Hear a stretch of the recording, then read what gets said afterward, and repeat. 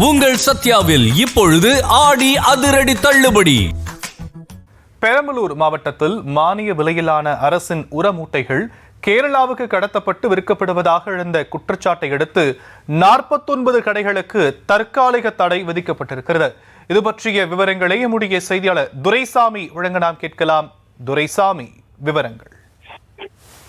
பெரம்பலூர் மாவட்ட விவசாயிகளுக்கு விற்பனை செய்வதற்காக கொள்முதல் செய்யப்பட்ட மானிய விலையில் விற்கப்படும் யூரியா உரம் கேரளாவுக்கு கடத்தி விற்கப்படுவதாக புகார் எழுந்தது. அதை ஊர்ஜிதப்படுத்தும் வகையில் பெரம்பலூர் மாவட்ட வேளாண் இணை இயக்குனர் பாபு சென்னை வேளாண் துறை இயக்குநருக்கு அனுப்பியுள்ள கடிதம் வெளியாகியுள்ள பரபரப்பு ஏற்பட்டுள்ளது. பெரம்பலூர் மாவட்ட விவசாயிகளுக்கு விற்பனை செய்ய கொள்முதல் செய்யப்பட்ட மானிய விலையில் விற்கப்படும் யூரியா உரம் கேரளாவுக்கு கடத்தப்படுவதாக புகார் எழுந்த நிலையில் விவசாயிகள் குறை தீர்க்கும் கூட்டத்திலும் இது குறித்து விசாரணை நடத்த விவசாயிகள் வலியுறுத்தினர். இது குறித்து புதுடெல்லி மற்றும் சென்னையிலிருந்து வந்த அதிகாரிகள் குழு மாவட்டம் முழுவதும் உள்ள சில்லறை உர விற்பனை கடைகளில் விசாரணை நடத்தினர். அதில் பெரம்பலூர் மாவட்டத்தில் பல்வேறு இடங்களில் பெயரளவுக்கு உரக்கடைகளை வைத்துக் கொண்டு ஆயிரக்கணக்கான டன் யூரியா உரத்தை கொள்முதல் செய்து கேரளாவுக்கு அனுப்பி அங்கு கூடுதல் விலைக்கு விற்பனை செய்வதும், இதற்கு பெரம்பலூர் மாவட்ட வேளாண்மை துறை அலுவலர்கள் உடனாக இருந்ததும் தெரிய வந்தது.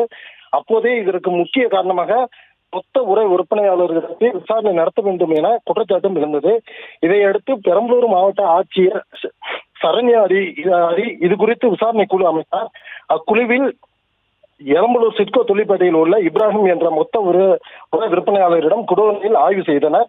அங்கு அமைக்கப்பட்டுள்ள சிசிடிவி கேமராவின் 6 மாத பதிவுகளை எடுத்து வந்து மாவட்ட ஆட்சியர் அலுவலகத்தில் ஒப்படைக்குமாறு உத்தரவிட்டுள்ள அதிகாரிகள் மேலும் இதுபோன்ற மாவட்டத்தில் உள்ள மொத்த மற்றும் சில்லறை உர விற்பனையாளர்களிடம் மாவட்ட ஆட்சியர் நியமித்த குழுவினர் விசாரணை மேற்கொண்டு வருகின்றனர்.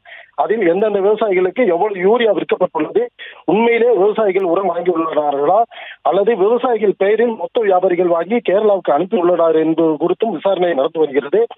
பெரம்பலூர் மாவட்ட வேளாண்மை துறை இணை இயக்குனர் பாபு சென்னை வேளாண் துறை இயக்குநருக்கு அனுப்பியுள்ள விளக்க கடிதத்திலே கேரளாவுக்கு உரம் அனுப்பி வைக்கப்பட்டுள்ளதும், இது தொடர்பாக 49 கடைகளுக்கு உரம் விற்பனை செய்ய தற்காலிக தடை விதித்து உத்தரவிட்டுள்ளதாகவும் குறிப்பிடப்பட்டுள்ளதால் விசாரணை முடிவில் பலவிதமான அதிர்ச்சி தகவல்கள் வெளியாகும் என கூறப்படுகிறது. தற்போதைய விவரங்களுக்கு நன்றி துரைசாமி.